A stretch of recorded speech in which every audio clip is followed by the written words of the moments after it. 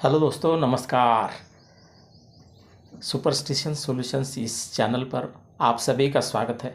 मैं हमेशा विद्वान लोगों से मिलता हूँ, उनसे बातचीत करता हूँ, चर्चा करता हूँ और अच्छी जानकारी समाज में फैलाने का प्रयास करता हूँ। आज KN कॉलेज में मैं आया हूँ।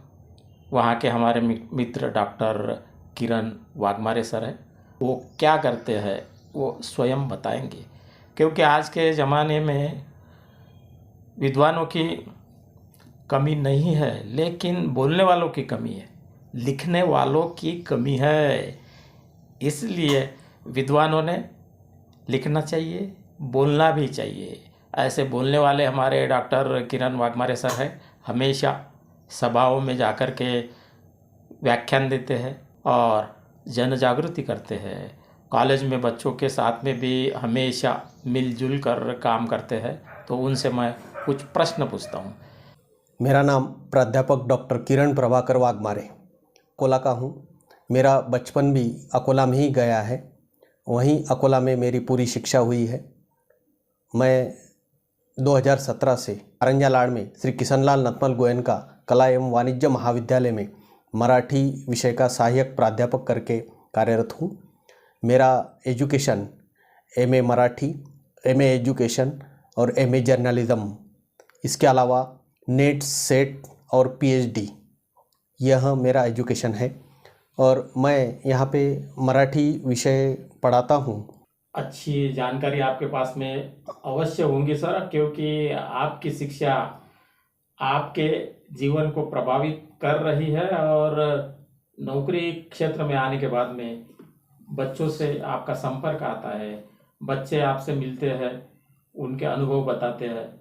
तो आप मुझे ये बताइए कि आप मराठी विषय पढ़ाते समय और अन्य चर्चा करते समय आप उनको अंधश्रद्धा निर्मूलन के बारे में क्या क्या बताते हो?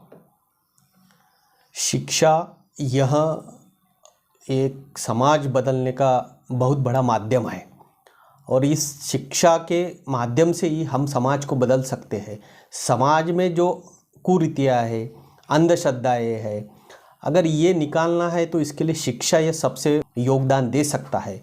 और इसलिए मैं जब पढ़ाता हूँ बच्चों को, तो जो कविता या जो पाठ हम पढ़ाते हैं उस समय उसे हम विज्ञान की दृष्टिकोण से कैसे बताते हैं, तो वो हमारा प्रयास रहता है कि एक समझो अभी कविता है, तो कविता में अब केशव सूत की अगर हम कविता पढ़ाते थे तो नव्या मनूचा नवा ऐसा उन्होंने बोला है। तर नवा मनू म्हणजे काय, तर नवीन विचारधारा आणणारा, आता जुने जाऊ द्या मरना लागूनी, ऐसा केशव सूत ने कहा है। तो जो पुराना है उसमें जो अच्छा होगा वो हम स्वीकारेंगे ऐसा नहीं है, लेकिन नया जो है कि समाज को आज अगर ज़रूरत है तो नए विचारों की ज़रूरत है, क्योंकि हमारा समाज पीछे रहने का कारण ही ये रहा है कि हमारे समाज में जो पुराने ज़माने से चली आई कुरीतियाँ है, अंधश्रद्धाएँ हैं, इस कारण हमारा समाज यह पीछे रह गया और इसे हमें आगे लेके जाना है और हमें हमारे देश को, हमारे समाज को आगे लेके जाना है। तो हमें वैज्ञानिक दृष्टिकोण के सिवाय दूसरा पर्याय नहीं है। जो हमारे महापुरुषों ने हमें दिया है उसे ही हम आगे लेके जाना है और हमारे बच्चों को हम पढ़ाते समय इसका उपयोग करते हैं और उन्हें यह विचार लोगों महापुरुषों के जो है वैज्ञानिक दृष्टिकोण के ये देते हैं। अच्छा, वो बच्चे आपके ज़्यादातर गाँव में रहते, देहातों में रहते हैं। गाँव में कभी कभी जादू टोना के नाम पर झगड़े होते हैं।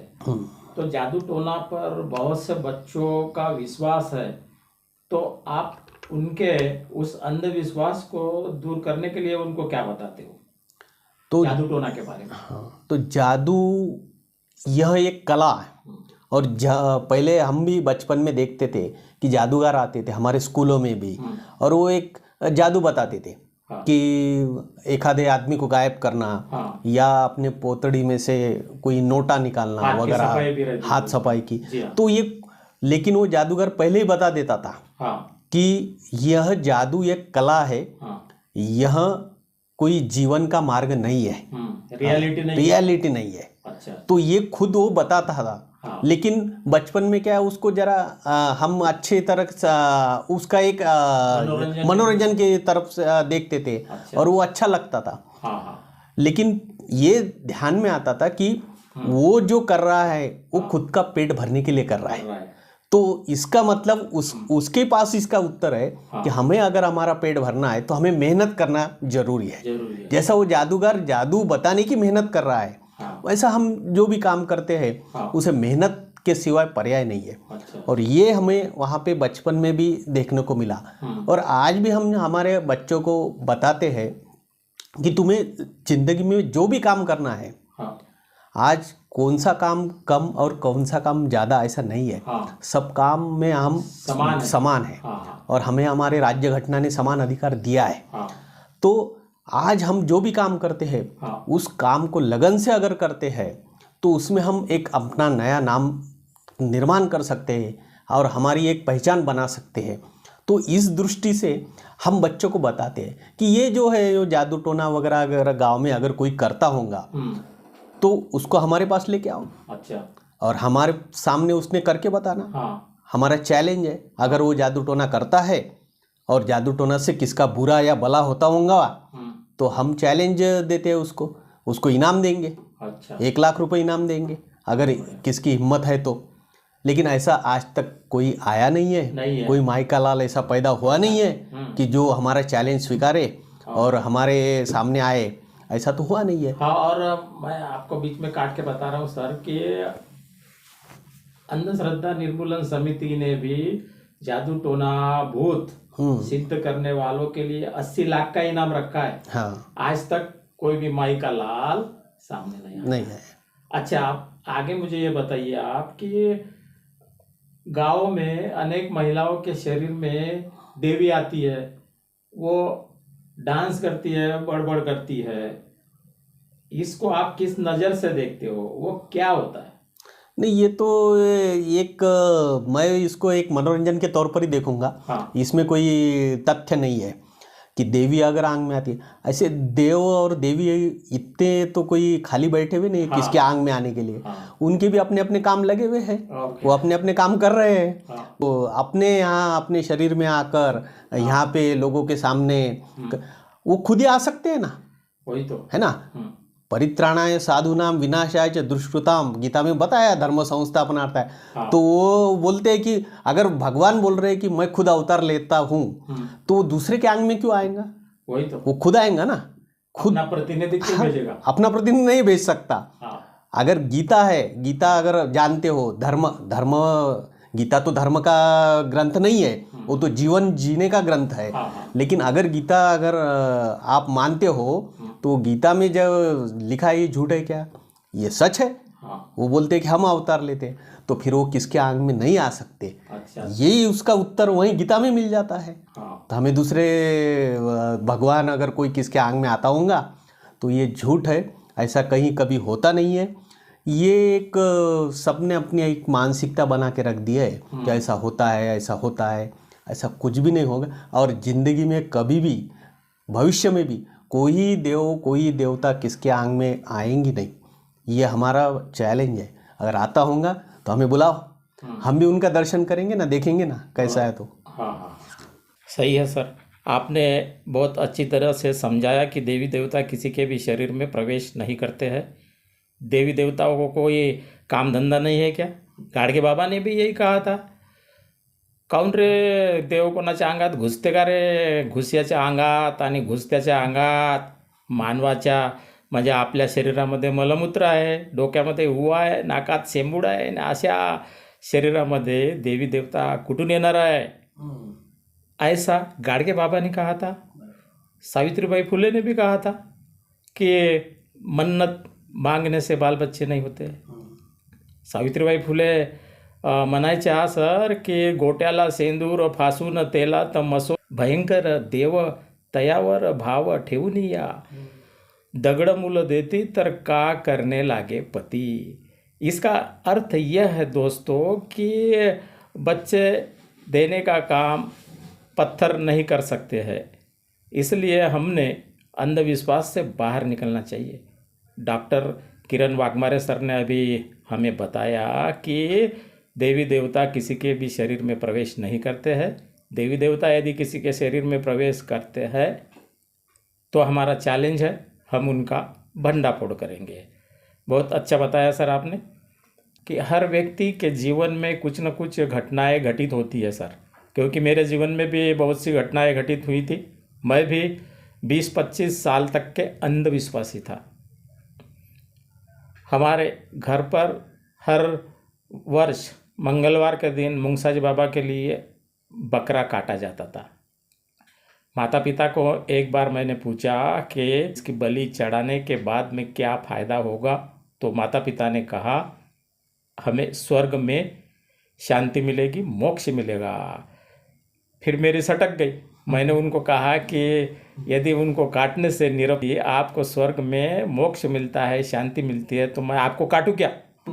वो डर गए और उस दिन से आज तक हमारे घर की ये बलि प्रथा समाप्त हो गई सर।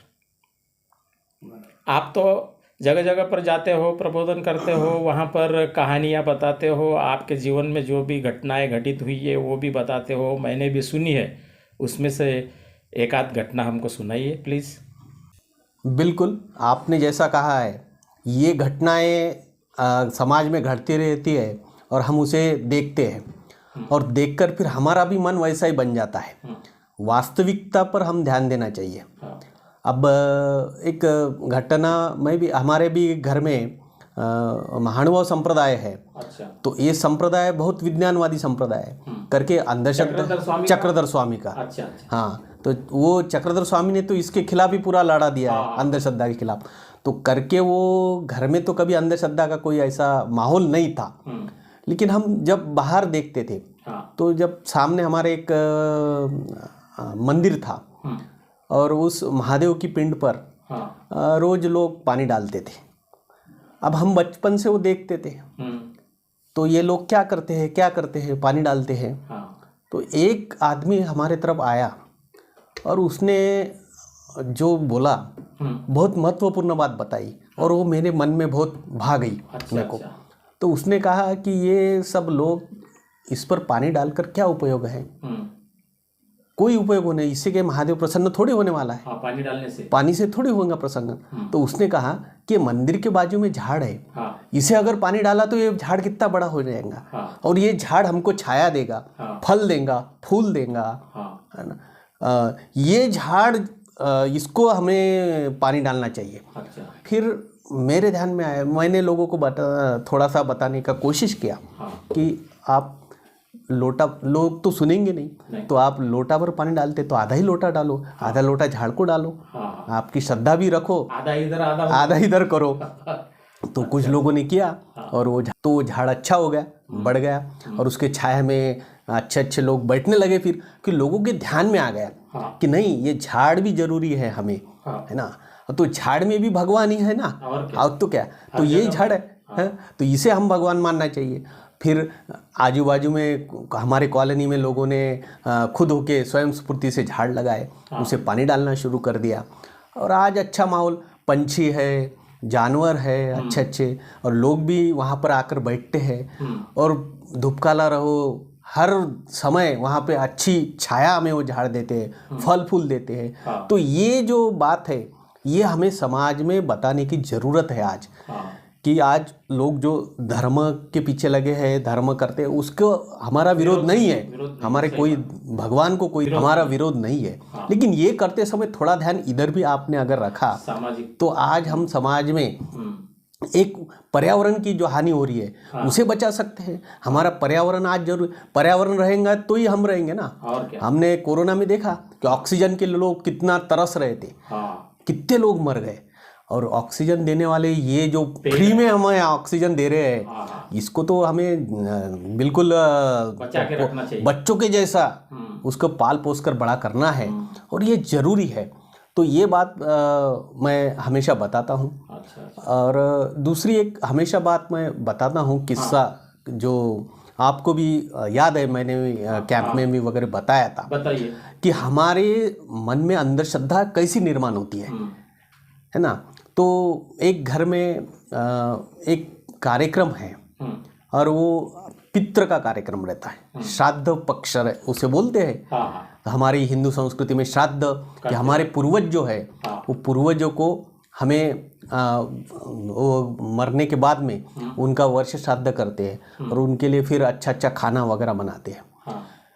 अब वो मरने के बाद खाता है कि नहीं पता नहीं, किसी ने देखा नहीं आज तक। तो जिंदा है तभी उसको अच्छा खिलाओ जब पिलाओ। तक है जी भर के खा, चला जाएगा जी तो कौन कहेगा फिर।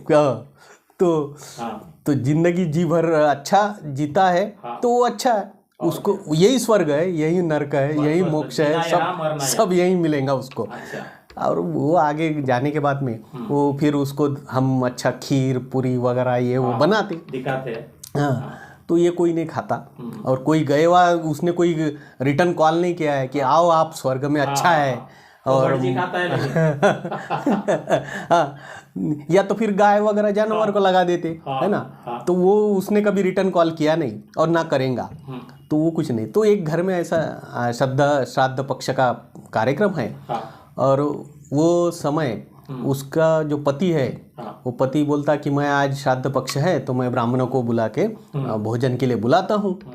तो वो जाता है और इधर सास है और बहू है घर में, दोनों मिलकर अच्छे पकवान बनाते हैं। कड़ी बनाई, खीर बनाई, पूरी बनाई, वड़े भजे सब बना के रख दिया है, पंच पकवान। और अभी उनको बुलाना है, 12 बजे का समय है खाने का। और वो उस हिसाब से वो गया बेचारा और बुलाया, ब्राह्मणों को लेके आ गया।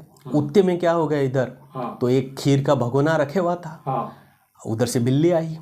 अब बिल्ली को खीर की वो सुगंध आ गई और उसने उस पर छलांग लगा दी। अब छलांग लगा दी तो बिल्ली वो खीर में गिर गई, गरम गरम खीर। अब गरम खीर में गिरने के बाद में क्या हाल होगा बिल्ली का, फ्राई हो गई वो अच्छी वो मर गई। अब मर गई तो फिर क्या करना, अब ब्राह्मणों को तो बुलाया है सब भोजन के लिए, अब कैसा करना।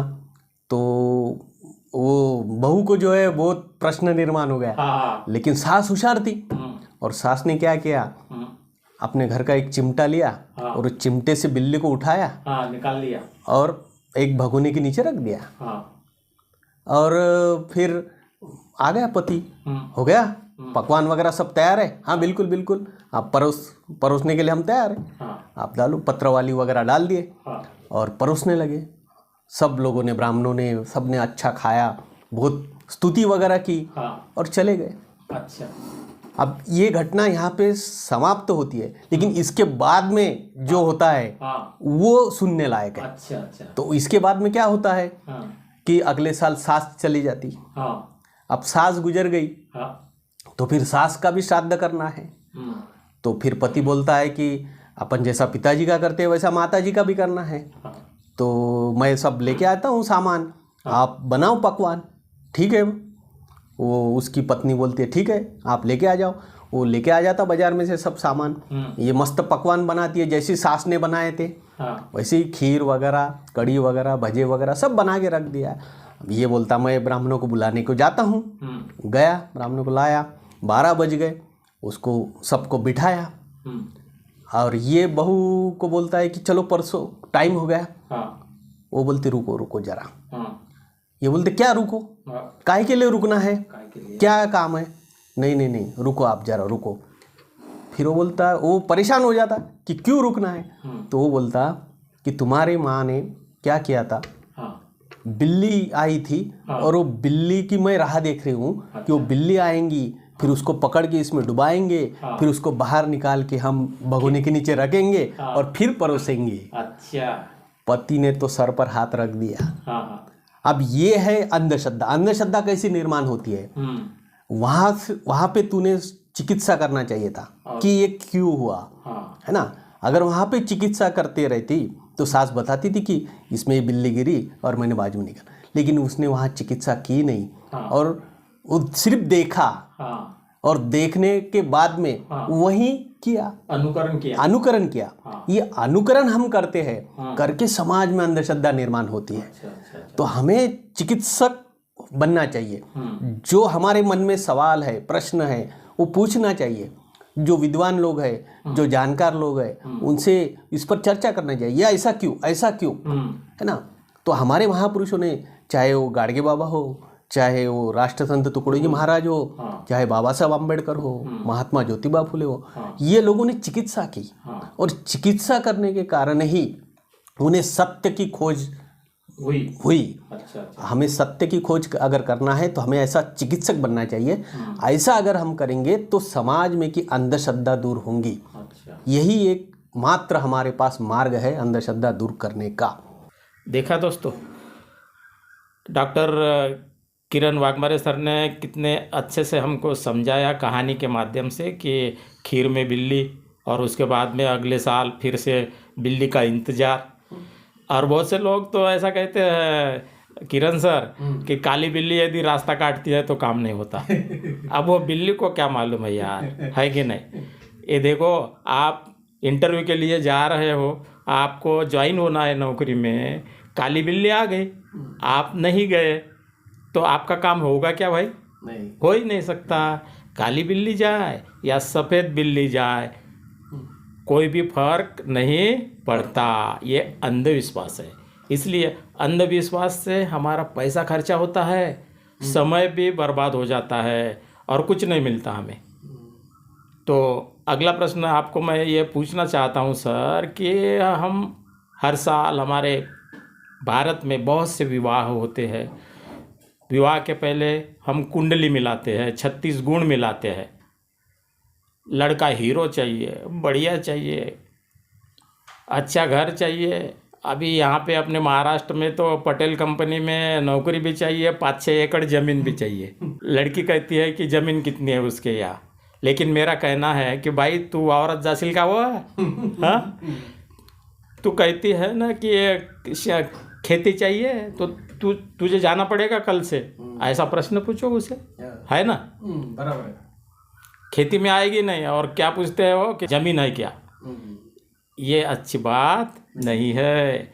इस पर से मैं आपको ये पूछना चाहता हूँ सर कि ये जो कुंडली मिलाना है, मुहूर्त देखना है, मुहूर्त पर शादी करना है, ताम झाम डेंटिंग पेंटिंग फिनिशिंग पाउडर लाली का ज़माना आ गया है आजकल, फिर भी विवाह टिकते नहीं। दहेज के लिए बहू को मार दिया जाता है, उसके सास ससुर परेशान करते हैं बहू को। इन्होंने तो बढ़िया मुहूर्त देखा था, इतने बजे मुहूर्त मतलब शादी होगी, ऐसा वैसा होगा, सब कुछ बता देता है वो। स्टैम्प पेपर पर उनसे लिख कर लो, ऐसा मेरा कहना है। किससे? जिसने मुहूर्त निकाला। हाँ, इसके बारे में आपकी अमूल्य राय बताइए सर। मुहूर्त ये कोई चीज़ नहीं है। हमारा कैलेंडर जो है 1 जनवरी से 31 दिसंबर 365 दिन है। तो 365 दिन भी अच्छे हैं। हाँ, सभी दिन अच्छे हैं। 366वां दिन अगर होगा तो वो बुरा। हाँ, तो वो आज तक आया नहीं 366वां दिन ही नहीं। हाँ। करके ये कोई भी दिन जो है, ये ग्रह तारे जो है ये अपना अपना काम कर रहे हैं। वो तुम्हारे बीच में आने को उनको कहाँ टाइम है? कोई टाइम नहीं। वो सूरज, लड़की वो के पीछे मंगल लगता है, उसकी शादी नहीं होती है। आज तो मंगल पे जाकर लोग बस्ती करने की सोच रहे हैं। हाँ। हाँ, तो हम मंगल में जा रहे हैं। हाँ। मंगल हम में नहीं आ रहा है, हमारे पास नहीं आ रहा है, हम जा रहे हैं। हाँ। चंद्र पे हम जा रहे हैं। हाँ। चंद्र हमारे बीच में नहीं आ रहा है ना। तो हम उसके बीच में डिस्टर्ब कर रहे हैं अभी। हाँ। हम ग्रह पर यान छोड़ के वहां पर जाकर उनको डिस्टर्ब कर रहे हैं। वो हमको डिस्टर्ब नहीं करते, वो अपना अपना काम कर रहे हैं। तो ऐसी मूर्त वीरता ऐसी कुछ नहीं बात होती है। हाँ। लोग शादियां करते टाइम ये मूर्त की सोचते हैं। हाँ। लेकिन ये सबसे गलत बात है। ये भटजी की रोजगार हमें तो नहीं। ऐसा भी बोले तो भी हाँ, कोई ये नहीं है। सही है। हाँ। हाँ। तो एक हमारे मन में डर निर्माण करना, हाँ। यही काम आज तक होते आया है। अच्छा। मूर्त के नाम से डर दिखाओ और पैसा कमाओ। तो ये बहुत गलत है। अब मैंने मेरा विवाह किया। हाँ। तो मेरी 2 शर्तें थी। अच्छा। मैंने जब लड़की देखी और मेरे ससुराल उनको बोला कि मेरी 2 शर्त है। एक, मैं कोई भी विधि नहीं करूँगा, हाँ, कोई भी विधि नहीं करूँगा, मैं कोर्ट मैरिज करूँगा, मतलब कोई कर्मकांड नहीं करूंगा। कोई कर्मकांड नहीं रहेगा। अच्छा। और दूसरा विधि, मैं दहेज नहीं लूँगा। अरे वाह, बढ़िया। हाँ, ये 2 शर्तें अगर मंजूर होंगी हाँ, तो आपकी लड़की मैं करूँगा। अगर आपको ये मंजूर नहीं है तो आप दूसरा लड़का देख सकते हैं। तो उनको थोड़ा डाउट लगा कि हाँ, लोग तो मांगने आते हैं हाँ, और ये नहीं बोल रहे हैं, तो कोई प्रॉब्लम तो नहीं है, कोई फॉल्ट तो नहीं है हाँ, बच्चे में, ये मांगता नहीं है। हाँ। तो वो सब देखा उन्होंने, हाँ, फिर उन्होंने तय किया, ठीक है। तो बोले कोई विधि विधान नहीं होगा, लेकिन हमको खाना खिलाना, मैंने और खाना हम 25 ही लोग आएंगे, हाँ, 26 भी नहीं, हाँ, सही 25 ही रहेंगे। तुम सारे गांव को खिलाओ, हमको क्या लेना देना है, कोई मतलब नहीं। वो तुम्हारा इशू है। तो वो करके उन्होंने, हमारा अमरावती में कोर्ट मैरिज हुआ और हमने कोई मुहूर्त नहीं, हमने ये देखा कि सबकी तारीख कौन सी, छुट्टी वगैरह कौन से, हाँ, सबका छुट्टी का देखा, दिन। हाँ, जवाई बहन सबको फुर्सत। छुट्टी फुर्सत, वो देखा, वो दिन निकाला। हाँ, उस दिन गए वहाँ पे, साइन किए, हार डाले, हाँ, हो गई हमारी शादी। और क्या। और उसके बाद में उन्होंने खाना रखा तो खाना खा लिया, हाँ, खत्म, कोई तिथिवार नहीं। आज 18 साल हो गए, हाँ, कोई गड़बड़ नहीं, कोई अगर मुहूर्त देखने वालों के बीच में भी गड़बड़ होती है, हाँ, हमारा तो बहुत अच्छे से चल रहा है। वही तो। और एजुकेटेड, 2 ही चीज़ कि हमने लड़की देखी कि वो हमारे विचारों से जुड़े, और उसका एजुकेशन हमारा, और एजुकेशन ये अगर रहा तो वह जिंदगी में बहुत प्रगति कर सकती है। और क्या। अब मेरी शादी हुई तो मेरे को तो 2,500 पगार था। हाँ, उस वक्त। उस वक्त कैसा होगा, क्या होगा, लोग सोचते थे कि कैसा होगा, कैसा चलेगा परिवार, हाँ, कोई नहीं। लेकिन मेरे मिसेस के नाना जी जो है, वो आए मेरे घर को देखने को, और उन्होंने देखा कि हमारे घर में ऐसी लाइब्रेरी किताबों की, ये यहाँ पे दिख रही है, ये लाइब्रेरी देखे बाद वो इतना उनको अच्छा लगा कि वो बोले ये देखने के बाद अभी मुझे बैंक बैलेंस देखने की जरूरत ही नहीं, बोले ये जिसके घर में है, ये सबसे बड़ा बैंक बैलेंस है, पुस्तकाचं कपाट। ये तो ये मेरे को बहुत अच्छा लगा, बोले अब मेरे को कोई चिंता नहीं की, मेरे को मालूम है कि ये तुम आगे चलकर तुम खुद ही अपनी प्रगति करेंगे। तो ये जो विश्वास है, ये किताबों से आता है। वही तो। डॉक्टर बाबा साहब आम्बेडकर ने हमको यही बताया है कि वाचाल तर वाचाल, है ना। तो ये पढ़ना, ये किताबें, और इससे आदमी जो चाहे वो प्राप्त कर सकता है। उस वक्त 35,000 किताबें थी उनके लाइब्रेरी। हाँ, निजी लाइब्रेरी में। अब मेरी खुद की लाइब्रेरी में 2,500 के ऊपर किताबें हैं। वाह वाह, बढ़िया। हाँ, अभिनंदन आपका। हाँ, तो लोग आते हैं, रिसर्च के लिए आते हैं, बच्चे भी आते हैं पढ़ने के लिए। तो ये सबके लिए फ्री है, कोई उसमें मैं एक पैसा भी किससे लेता नहीं। आप आओ, पढ़ो, बिल्कुल ज्ञान बांटना है अपने को, क्योंकि ज्ञान से ही मेरी प्रगति हुई है। और मेरे को ऐसा लगता है कि जो मेरे पास आएगा वो ज्ञान से ही आगे जाना चाहिए, है ना, ना कि कोई कर्मकांड से, मुहूर्त से, कोई तिथिवार देखने से, इससे कुछ भी नहीं होता। आज हम देखते हैं शादियाँ लोग करते हैं, सुबह 9:50 का मुहूर्त रहता है और दोपहर में 3 बजे शादी लगाते हैं। क्या होगा, क्या मतलब है, क्या लोगों की सोचो ना। लोग टाइम निकाल कर तुम्हारी शादी में आए हैं, इंतजार करवाते हैं, और उनको इंतजार करवाते हैं भूखे। हाँ, ये गलत बात है, ये दिखावा हो गया है। हाँ, तो ये जो बात है ये बहुत गलत है। इस पर हमने सोचना चाहिए, कम से कम पैसों में कैसे हमारी शादी होंगी, इस पर विचार करना चाहिए। हाँ, तुम्हारे पास पैसा है, तुम बैंक बैलेंस रखो, फिक्स डिपॉजिट डालो, उसमें से कोई समाज के लिए कुछ कार्य करते आएगा तो उसके लिए मदद करो, किसी के, हाँ, किसको जैसे गाडगे बाबा ने कहा था, है ना, कि भुकेल्यांना अन्न द्या, है ना, प्राणी मात्रांवर दया करा, है ना, लग्न लावून द्या, गरिबांचे लग्न लावून द्या। हाँ, तो ये करो ना, इसके लिए आप पैसा खर्चा करो। आप खुद के, आप अंबानी को देखते हैं और हम भी अंबानी बनने का सोचते हैं और दिखावा करते हैं। हाँ, अब उसके पास पैसा है, हमारे पास पैसा नहीं, फिर हम कर्जा निकालते हैं, कर्जा निकाल के हम शादियां कर रहे हैं। ये बहुत गलत बात है। इस पर हमारी युवा पीढ़ी ने चिंतन करना चाहिए। युवा पीढ़ी ने सबसे घर में विरोध करना चाहिए। मेरे घर में भी मेरे माता जी को लगता था कि अच्छी शादी हो, धूमधाम से हो, लेकिन मैंने विरोध किया। अच्छा किया, विरोध किया, माता जी से झगड़ा कि नहीं, मुझे नहीं करना है ये। और मेरे पिताजी मेरे जैसे विचारों के थे, उन्होंने मेरे विचारों से बिल्कुल अवगत हुए और ठीक है आप जैसा बोलेंगे वैसा उन्होंने इस पर बिल्कुल ठसा लगा दिया। अच्छा। तो ये सब बच्चों ने करे क्योंकि हम सज्ञान हुए हैं, हम सज्ञान है तो हमको घटना ने अधिकार दिया हमारे मत रखने का, हमारे विचारों से चलने का। तो पहले हमें हमारे घर में ही लड़ना पड़ेगा। हाँ, फिर हम समाज में लड़ेंगे। सही है। हाँ, महात्मा ज्योतिबा फुले को घर में लड़ना पड़ा। पिताजी ने दिया था घर से। हाँ, तो महात्मा फुले बने। तो ये हमें लड़ाई जो है ना, अंदर की लड़ाई पहले मेन है, फिर बाहर की लड़ाई हमें लड़ना है ना। तो ये मार्ग से अगर हम चलते हैं तो समाज में की ये जो बुराइयां है हम निकाल सकते हैं। लोगों का जो अंधश्रद्धा है कि ये मुहूर्त पे किया तो अच्छा होगा, वो मुहूर्त पे किया तो बुरा होगा। मैं तो बोलता कि अमावस के दिन भी अच्छा है। अमावस का दिन अच्छा है। छत्रपति शिवाजी ने लड़ाई अमावस के दिन क्यों करते थे? क्यों करते थे अमावस के दिन? क्योंकि अंधेरा का फायदा उठाओ। हाँ, तो ये जो है ये हमें इस पर सोचना पड़ेगा, ध्यान देना पड़ेगा। सब दिन अच्छे हैं, अपने अपने विचार अच्छे होना चाहिए, मन अच्छा होना चाहिए। तो शादी में अगर लड़की के पास जाते हैं तो देखो उसको कोई बीमारी है क्या, लड़के वाले ने देखना चाहिए कि बीमारी है क्या, उसका HIV टेस्ट करना चाहिए, उसका ब्लड रिपोर्ट टेस्ट करना चाहिए, है ना। ये अगर हम देखते हैं तो हमारी आगे की पीढ़ी सुदृढ़, पाककला में निपुण है। हाँ, अच्छे पकवान बना सकते हैं क्या।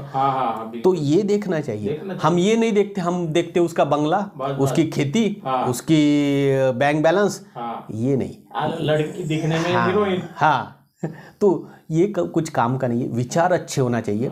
चेहरा अच्छा रखकर कोई उपयोग का नहीं है। विचार अच्छे होना चाहिए, मन अच्छा होना चाहिए, फिर हम समाज को सुदृढ़ बना सकते हैं। बहुत अच्छी तरह से आपने समझा दिया है सर। लाइब्रेरी भी आपके घर पे है ऐसा बताया, और संत तुकाराम ने भी कहा था, जे जे आपनासी ठावे ते ते इतरांना सांगावे, शहाणे करावे सकळ जन। इसका अर्थ यह है दोस्तों कि हमें जो भी चीज़ें पता है वो औरों को बताना चाहिए। मुहूर्त के बारे में भी विस्तार से बताया सर ने, क्योंकि मुहूर्त में कोई दम नहीं है। दिखने में हीरो और काम में जीरो यदि रहेगा तो कोई मतलब नहीं है सर, है कि नहीं? हाँ, उसका बैकग्राउंड देखना चाहिए, उसकी आदतें देखनी चाहिए, सब कुछ देखना चाहिए। और आपकी एक बहुत बढ़िया बात लगी मुझे कि शादी में कोई दिखावा नहीं, कोई ताम झाम नहीं है, कुछ नहीं है। साधारण पद्धति से कोर्ट मैरिज कीजिए और अपने नज़दीक के लोगों को ही बुलाइए। नहीं तो हज़ारों लोगों को बुलाते हैं, उनको खाने के लिए असुविधा होती है, कुछ भूखे रह जाते हैं लोग, समय पर खाना नहीं मिलता है, और कितना भी अच्छा खिलाओ लोग नाम तो रखते ही है। बस ये इस पर हमने ध्यान नहीं देना चाहिए। हमें जो अच्छा लगता है वो करना चाहिए। आपने जो परिवर्तनशील विचार, पुरोगामी विचार बताने का प्रयास किया था आपके पिताजी को, पिताजी ने उसके ऊपर मोहर लगा दी। पिताजी ने कहा कि बेटा तू कहता है ना कि सिंपल शादी करेंगे, बिल्कुल, तो आपके घर में जो संपत्ति है वो है किताबें। आप किताबों से ज्ञान बांटते हो, सिंपल लिविंग है आपके पास में, और तामझाम कुछ नहीं करते। लेकिन आज के ज़माने में थोड़ा सा हमको देख करके बुरा लगता है सर। पुराने ज़माने में आपको पता है क्या कि हम लोग हमारे कपड़े यदि फट गए तो उसको धोते थे, सिलते थे, पहनते थे। लेकिन आज नए फटे हुए कपड़े पहनते हैं, है ना। ये उल्टा ज़माना आ गया, आया कि नहीं। और इस पोशाक के बारे में और लिव इन के बारे में आपके विचार क्या है, ये मैं जानना चाहूँगा। आप मुझे बताइए।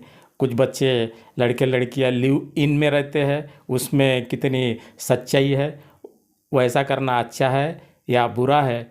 क्योंकि लिव इन में रहने वाले, उनके अंदर की कमजोरियां उनको पता चल जाती है। लड़की कहती है कि तेरे से मैं शादी नहीं करूँगी, और वो लड़के को ये बात हजम नहीं होती, वो उसको मार डालता है।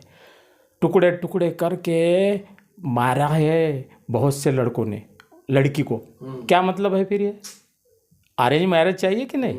यदि लड़की को लड़का पसंद है तो माता पिता ने जाकर के उनके परिवार के लोगों से मिलना चाहिए, बैकग्राउंड देखना चाहिए, डॉक्टरी रिपोर्ट देखनी चाहिए, सब देखनी चाहिए और उसके बाद में शादी करना चाहिए, ऐसा मुझे लगता है। आपको क्या लगता है इस पर बताइए थोड़ा सा। पोशाक का पहले बताते हैं हम। जी हाँ। पोशाक जो है ये इंसान ने अपने सुविधा के लिए निर्माण किया है, हाँ। है ना। तो हमारा शरीर ढकने के लिए पोशाक है, हाँ। शरीर बताने के लिए नहीं है। हाँ, सही। हम तो शरीर बताने का काम कर रहे हैं, हाँ। तो ये गलत है। हाँ, और कैसा होना चाहिए, अब गाड़गे बाबा का पोशाक देखो, हाँ। लेकिन गाड़गे बाबा का पोशाक देखकर कोई बोलेगा? कोई हिम्मत है किसकी गाड़गे बाबा को कुछ बोलने की? वही तो विचार। उनके सामने हमारा आदर से मस्तक झुकता है, उनके कपड़ों के सामने नहीं झुकता है, उनके विचारों के सामने झुकता है ना। Simple living. सिंपल लिविंग, है ना। गांधी जी। हाँ, गांधी जी तो पंचा पहनकर इंग्लैंड जाते थे, कभी बोला नहीं किसने महात्मा गांधी को। वहाँ पे लोग तो सब कोट टाई पहनकर आते थे, लेकिन गांधी जी अपना पंचा नहीं छोड़ा, क्योंकि मेरे विचार ही मेरे वस्त्र है ना। मेरे वस्त्रों को आप मत देखिए, मेरे विचारों को देखिए। मेरा भी, मेरे को अगर 500 रुपये का शर्ट भी रहा तो मैं ऐसा विचलित हो जाता हूँ, इतना महंगा, 200 का मिलेगा क्या?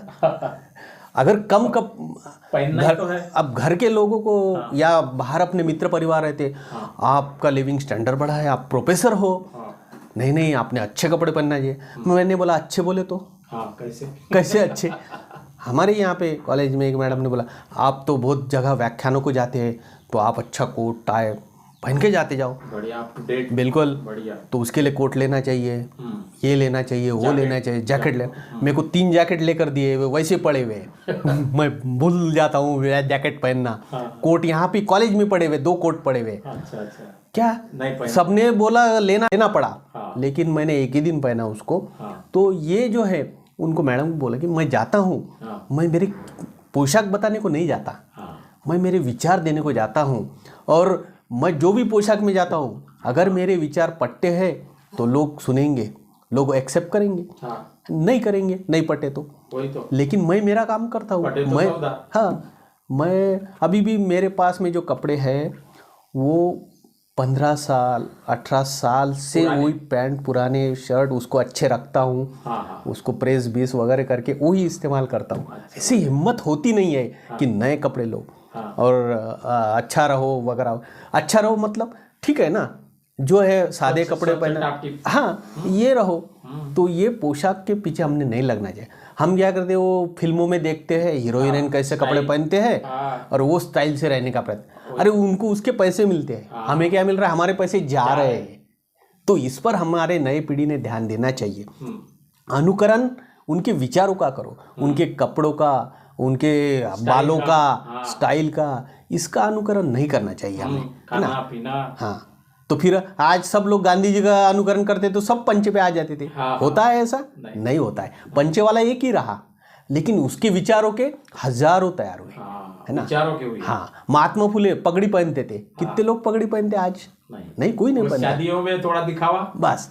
लेकिन महात्मा फुले के विचारों के हजारों, लाखों, करोड़ों लोग मिलेंगे। हाँ, तो ये जो है हमने विचार ले, बाबा साहब कोट टाई पहनते थे तो हाँ, लेकिन सब थोड़ी कोट टाई पहन रहे, नहीं पहन सकते। तो उनके विचार, उनके अनुयायी कितने हैं? लाखों करोड़ों में है। तो ये हमें सोचना चाहिए, इन पोशाकों पर इस तरह से हमें ध्यान देना चाहिए। पोशाक के सिवा आपने एक दूसरा सवाल जो पूछा था, लिव इन रिलेशनशिप वगैरह, ये जो नए पीढ़ी में आ रहा है, मेरा तो कहना है जो लोग लव मैरिज भी करते हैं उसमें से 90% फेल हो रहे हैं। क्यों हो रहे हैं? अगर तुम्हारा लव है, बहुत दिनों से तुम एक दूसरे के साथ में हो, वही तो कसमें, कसमें वादे खाते हैं, तो 90% क्यों फेल हो रहे हैं? क्यों? कि आकर्षण, पहले आकर्षण जो है वो खत्म हो जाता है। शादी के पहले ही तुमने सब किए हुआ रहता है, अब आकर्षण खत्म होने के बाद क्या करके उनके घटस्फोट ज्यादा होते हैं, पटती नहीं। लिव इन रिलेशनशिप में भी यही है एक साथ रहते हैं, एक साथ घूमते हैं, हाँ। सब मजा कर लेते हैं। बहुत। अब फिर क्या करना है, शादी के बाद में मजा करने को कोई रहा ही नहीं। बंधन आ जाता है हाँ। उनको। लेकिन हमारी परंपरा में क्या था, पहले माँ बाप देखते थे बेटी, माँ बाप बेटा देखते थे, और क्या। फिर बेटे को बोलते थे कि इससे करना है तुमको शादी, हाँ। है ना। तो वो करता था और वो शादियाँ 100% सक्सेस रही। जी हाँ। हाँ, उसके बाद में ठीक है, बेटे को बेटी बताना, बेटी को बेटा बताना, ये उसके बाद में आया। हाँ। लेकिन ये भी ठीक है, उसमें कोई ये नहीं, क्योंकि उनके भी कुछ विचार रहते, बेटा बेटी के मिलना चाहिए, क्योंकि एक पीढ़ी का अंतर रहता है। वही तो। हाँ, तो ये तक ठीक है। लेकिन ये जो लिव इन रिलेशनशिप हो रहा है, हाँ। ये समाज को गड्ढे में डालने वाला है। हाँ। है ना। आगे चलकर इसके जो परिणाम हमें देखने को मिल रहे हैं, आज जो घटनाएं घट रही है, पेपर में न्यूज़ आ रही है, चैनल पे आ रहे, तो ये जो समाज का ऊंचा वर्ग जो है, जिनके पास पैसा है, ये लोग कंट्रोल नहीं है माता पिता का। हाँ, तो ये लोगों में आत्महत्याएं हो रही है। ये लोग खुद का जीवन खत्म कर रहे हैं। क्यों?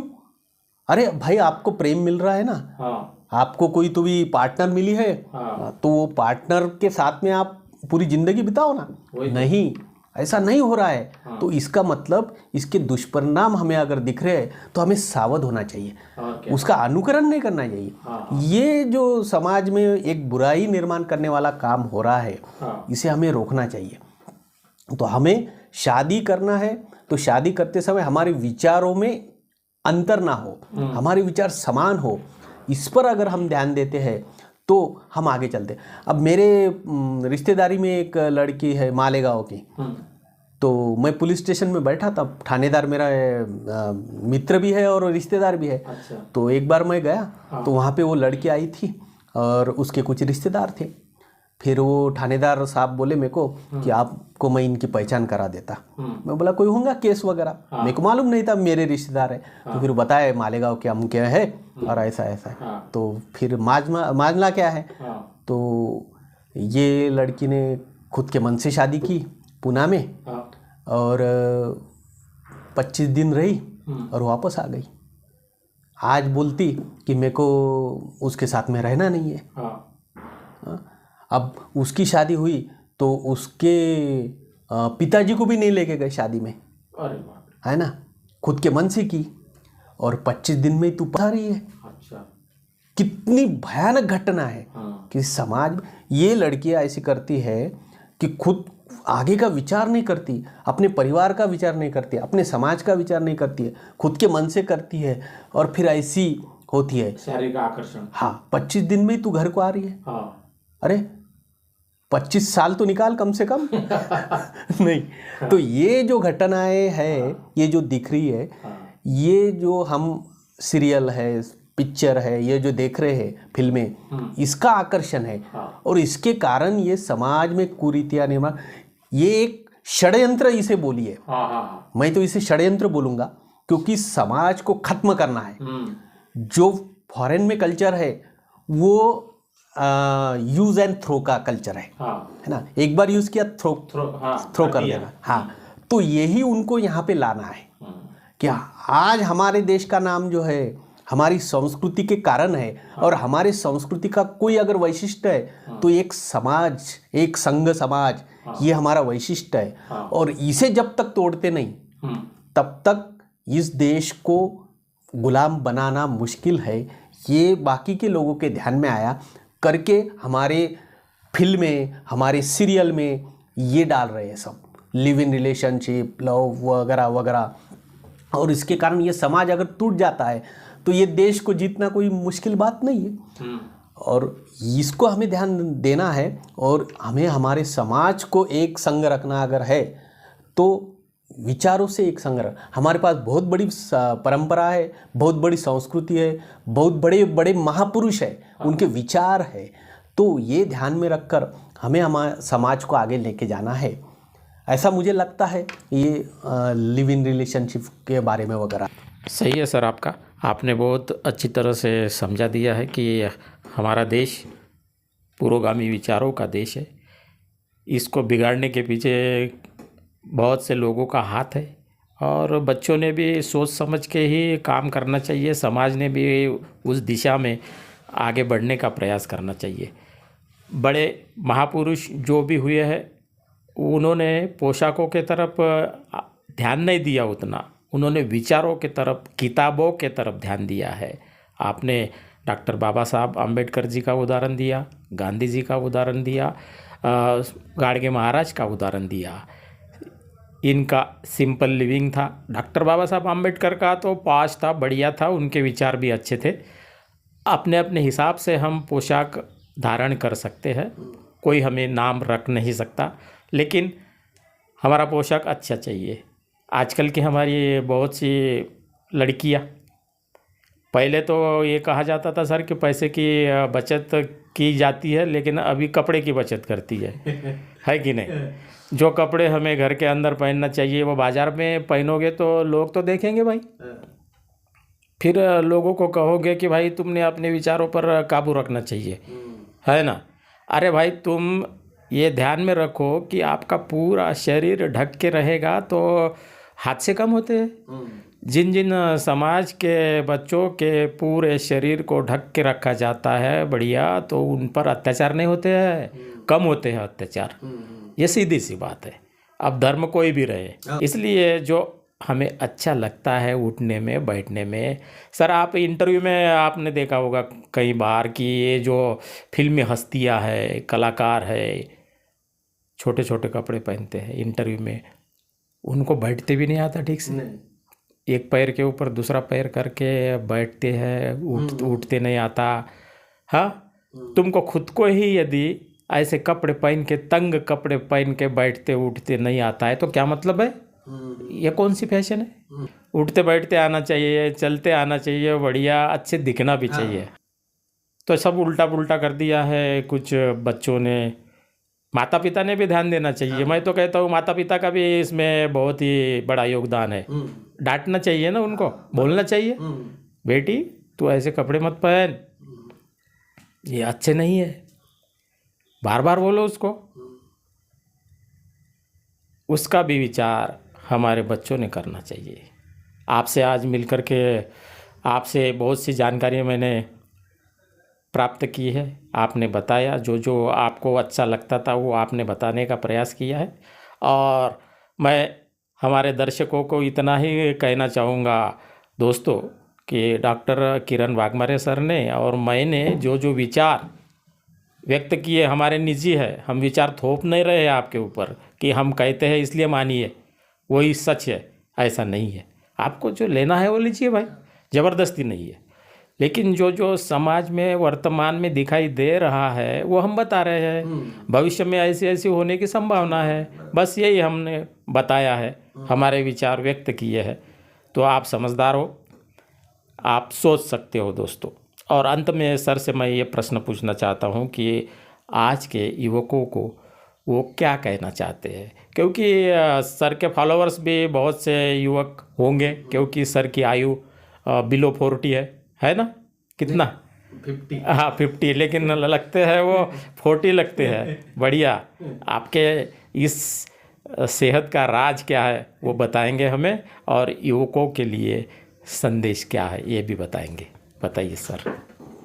आज के युवकों को मेरा जो संदेश है कि तुम जो हमारे संस्कृति में हमारे महापुरुषों ने हमें जो विचार दिए हैं उनको हमारे जीवन में हम कैसे उतार सकते हैं, ये प्रयास करना चाहिए ना कि बाहर से जो विचार हम पर थोपे जा रहे हैं या समाज का विभाजन करने वाले जो विचार थोपे जा रहे हैं, इसके पीछे हमें नहीं लगना चाहिए। जाति और धर्म, जाति धर्म कास्ट और आगे चल के तो क्या क्या होगा, काय में डिवाइडेशन होगा।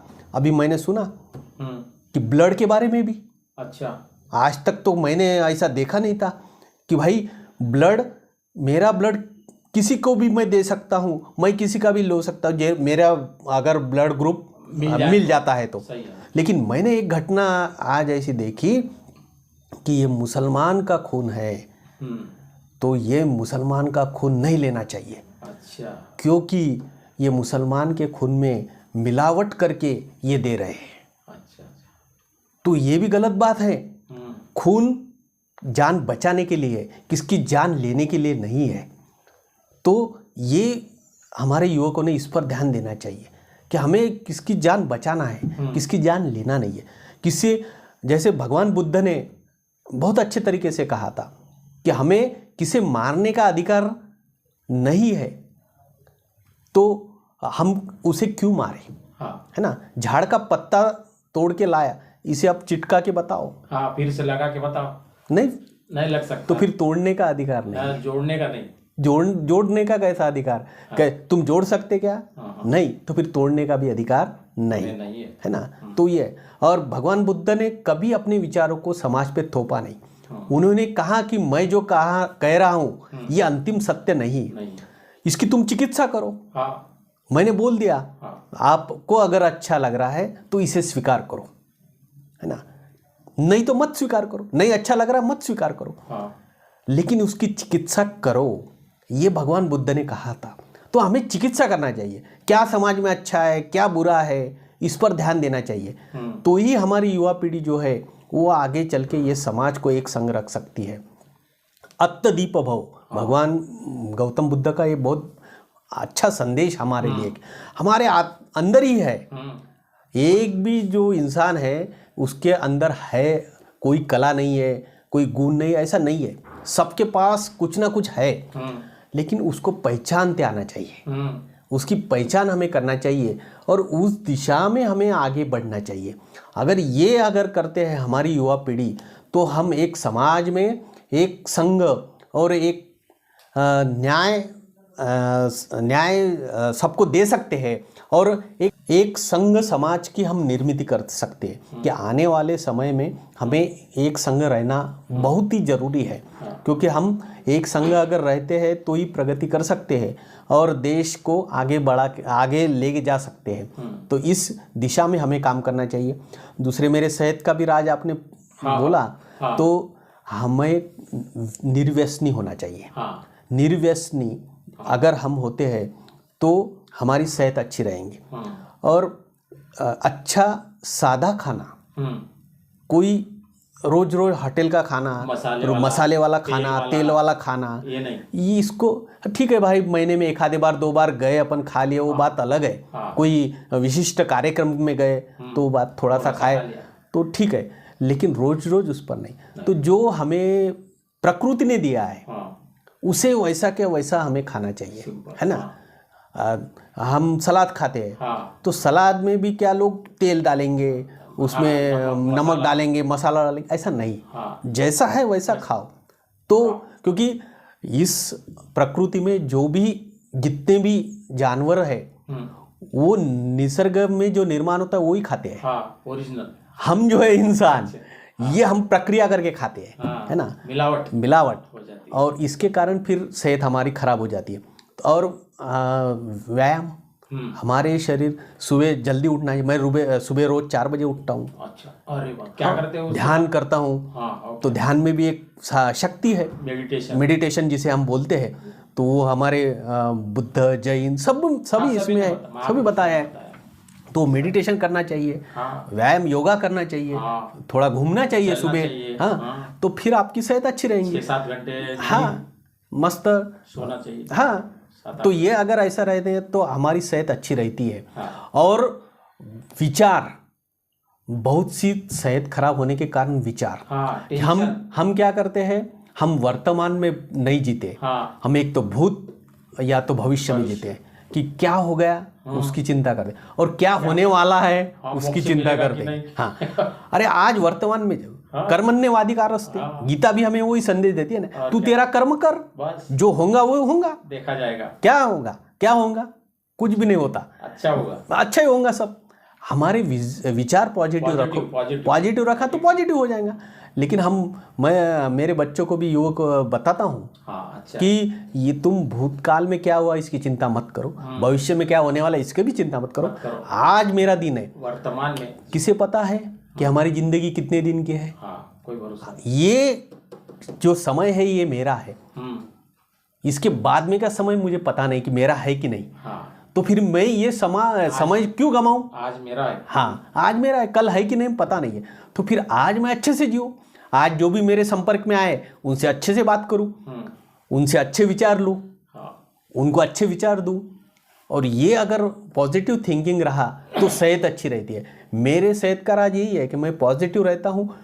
निगेटिव घटना भी अगर हो गई तो ऐसा समझता हूँ तो कि अपने जीवन में ये था, इसलिए हो गया, भूल जाओ उसको ध्यान में रखना नहीं है ना। एक बार मेरे घर में मेरी 25 ग्राम की सोने की चेन गुम गई। अच्छा।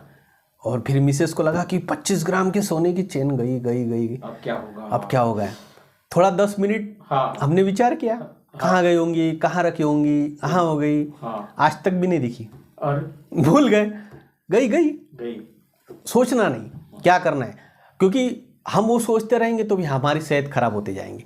तो जो अपने भाग्य, अपन बोलते भाग्य, तो भाग्य यही है कि हमारे भाग्य में ये नहीं है, ऐसा समझो। हमारे भाग्य में कर्म ही करना है, कष्ट ही करना है, और जो मेहनत से मिलेगा उसे ही खाना है, तो वही मिलेगा हमें। ज़्यादा विचार करने की जरूरत नहीं है, परिश्रम करो। युवकों को भी यही बताता हूँ। और बुरी चीज़ों का अनुकरण मत करो, अच्छी चीज़ों का अनुकरण करो।